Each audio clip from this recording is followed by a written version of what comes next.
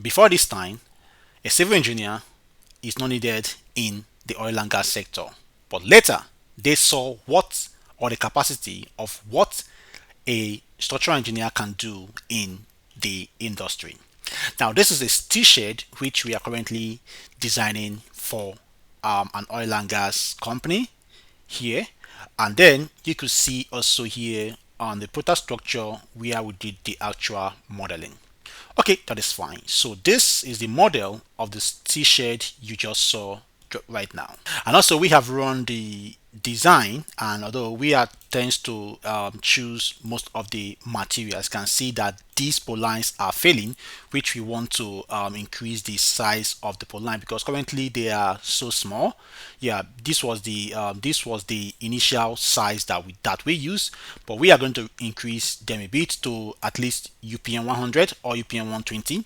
That is fine. So basically, you, as a structural engineer, you are meant to perform the structural design of all the members or all the structural elements in the oil and gas sector or oil and gas facility. That is fine. So with that, let's go to that right now, and you can see all the steel facilities here. So this is just the steel shed we are designing for. Later we are going to design for this crossover platform, this access platform for accessing the valve right here. These are the steel platforms, and then also other access platforms and all the strut, even this vent stack which you are seeing here. There's a vent stack. We are also going to design for the foundation of this vent stack and also the access platform for this vent stack too. That is fine.